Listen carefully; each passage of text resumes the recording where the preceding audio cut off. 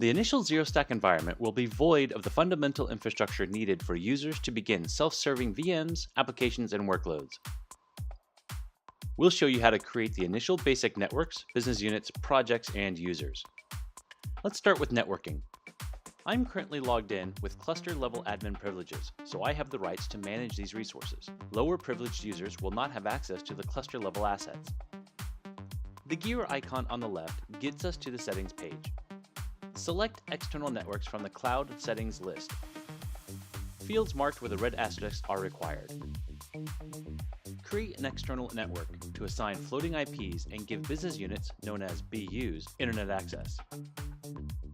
We'll be able to add access from the desired BUs, projects, and VMs as needed. In addition, you'll have the option to make a new network available cluster-wide, just to specific BUs, or currently unshared for use at a later time. Next, create your first BU. Find the BU icon on the left. Click the Create Business Unit button.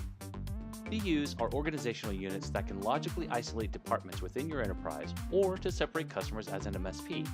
For example, you may have an enterprise BU for departments like web development, software product development, IT ops, or others. MSPs would likely name their BUs to match their customer company names. We'll use a video media company as an example for this scenario.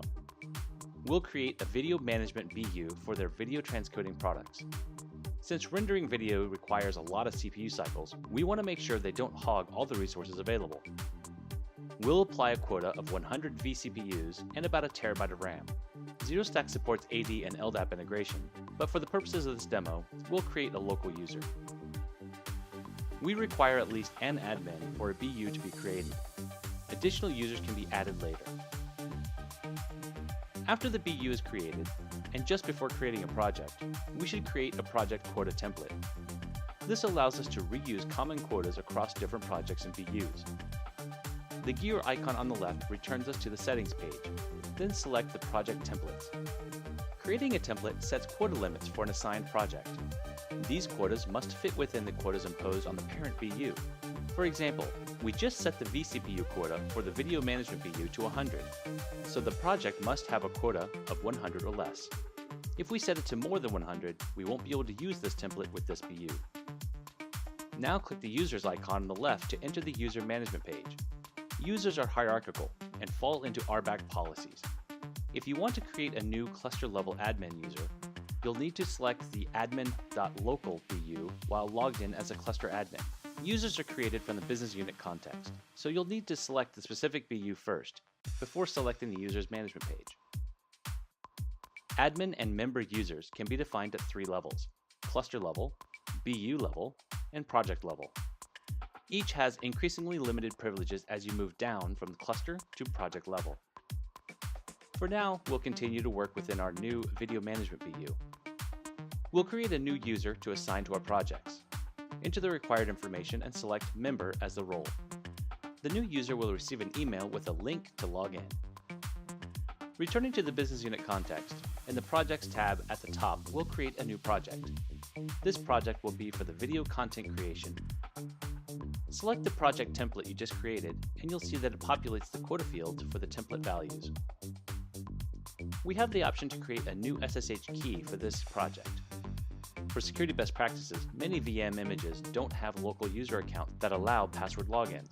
Rather, they require the SSH key to be able to establish a session. Clicking the Create Project button will start the customization wizard for the new project. Here you can assign as many admin and member users as needed. Users assigned here, either admin or member, will be limited to work within this business unit. We'll assign the user we just created as a member role. Now we come to the network configuration.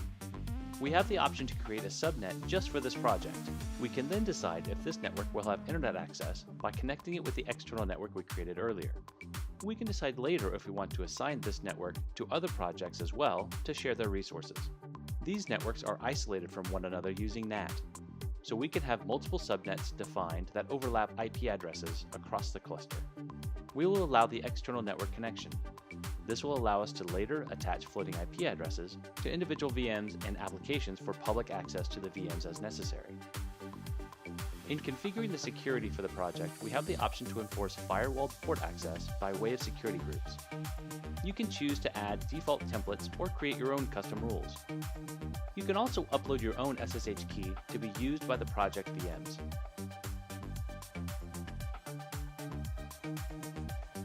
We are creating a second video transcoding project as an example where we will not assign the user we just created, and then log in with those credentials to see that only what is permissible to that user.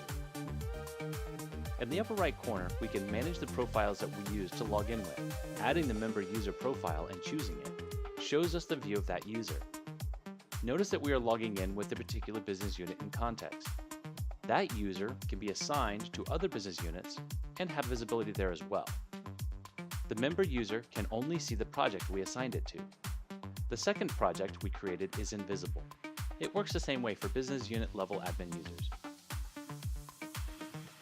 Returning to our cluster admin profile, we return to our business unit and project to launch some VMs. But first we'll create custom images to apply to those VMs.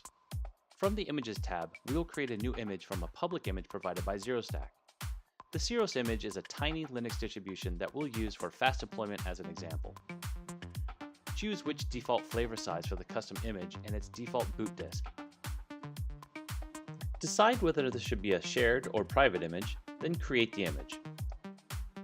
In the VMs tab, we create a new VM, give it a name, decide which availability zone to place it in, choose an image to create it from, and an appropriate flavor. In the top right, you have the option to make this VM highly available. This means it'll be required to be placed in a replicated storage pool and will survive node failures within the cluster automatically.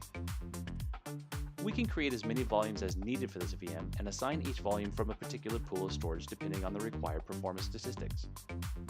Should this VM need to be accessed from the corporate LAN or devices from the internet, depending on the characteristics of the external network we created earlier, we can assign it a floating IP address from the external network.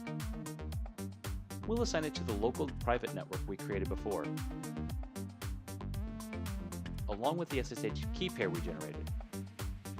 You're given the option to include any bootable scripts to run on VM creation, allowing you to customize its generation to further comply with specific corporate policies that may be implemented or other automation.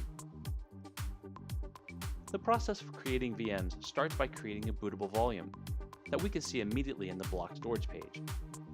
After a few moments, the VM will start spinning up from the image on the VMs page. Selecting the VM, we can launch a console session to watch the boot process and eventually log in. Since the VM is attached to the external network, it'll be able to ping out and interact with the internet.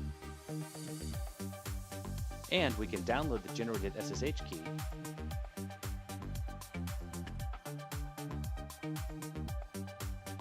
install it in our management station,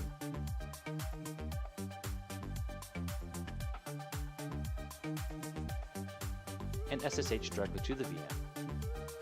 The demo VM image we launched does have local username and passwords installed, but we show you that you can also use the SSH key. Now you can build out the environment to suit as many business units and customers as you need, with self-service capabilities isolated to their own networks and projects, unless you explicitly want them to share. Visit ZeroStack.com for additional information.